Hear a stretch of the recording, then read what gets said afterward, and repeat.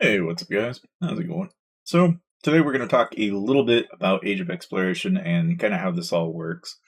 So, basically, in each season of Age of Discovery, 2 to 4 servers will be matched into a group fight. Players and servers are ranked based on their merits and they receive rewards accordingly, blah, blah, blah, blah, blah. And then, of course, obviously, you got some frames and you got some different loot. So, what do you do and how do you do it? Now, basically, what you've got to do is you got to level up your ship. And before you venture out, you got to make sure you have at least unlocked the first tier so you can add one skill and a pal. Okay? You want to treat your ship kind of like your character, and the port is kind of like the lamp, and the sea view deck is kind of like the mount and the artifact, basically, during this event, right? You want to check your treasure hunt and your treasure trove, as items there will boost your ship stats, and that's going to obviously make you better. Ultimately, your goal here in Age of Discovery is that you're going to be wanting to prioritize strongholds and resource tiles, because the resource tiles are going to boost your material collection and AFK rewards, and the strongholds are going to give you a respawn point, and level 3 strongholds will give you like a 40 merit to minute rewards, so you're going to basically go after those, more or less.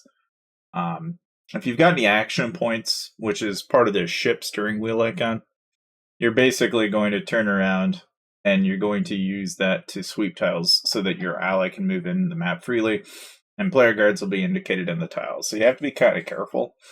You always want to garrison on the stronghold and the resource tiles, and as that'll protect your tiles from enemy players. Again, very similar to kind of like what we've seen with cross server parking wars, basically. I mean, that's kind of the idea, is you're just wanting to more or less protect your alliance and ultimately give yourself the best possible setup. Now, ultimately, if you're gonna like poke around with it during Age of Discovery, I would say really just like any event, if you spin to win, you're gonna have the advantage. Of course, if you want to spin to get yourself ahead and you want to save some money along the way, check out my Aptoid code, and basically you can get yourself 5% on the game. So be prepared. Look towards this event. It's coming up here tomorrow on the 10th, so it's coming up real soon. I know you guys have probably picked up on Battle Royale and obviously the event going on there, which I honestly, it's not a bad event, right? It's comparable to what we got with the Pepe event not that long ago. I would say, if anything, the main hand artifact is probably going to be the most like comparable to what you get with the Celestial Surprises back accessory. And there's kind of a temptation to get that. I mean, outside of what you guys have probably noticed with Lucky Spinner giving you the magic carpet, which in its own right is also overpowered.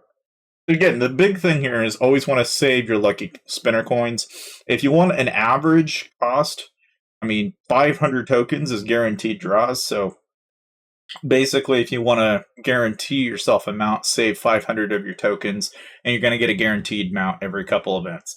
So, every 3 to 4 lucky spinners, you should be getting anywhere between 10 to 15 or so lucky tokens, which means, in general, you probably won't get a mount until about 10 lucky spinner events, but that's completely free to play. So, in case you didn't already know that. The only other thing I thought that would be worth kind of thrown in the ring here is that you guys probably know about Battle Royale. You got to do the Beast Wave Onslaught in order to get some extra free loot.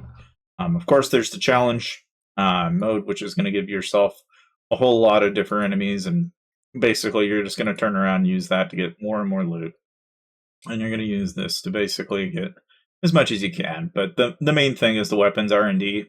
Now, one thing that I have had people ask me in the past is whether should you awaken first or should you aim for getting red souls and or getting your pink soul collection started. And I'm of the opinion that you should probably focus on getting awakened first rather than going down the rabbit hole of getting your fusions right away.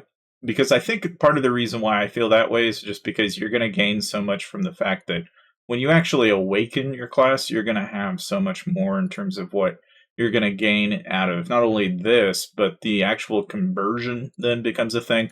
So every time you get extra crystals, now you can turn those into awakening scrolls and add to your core stats. Plus, you also get all the benefit of having the actual late tier class, which means you're going to get the best AoE active skill that you're going to have available to you.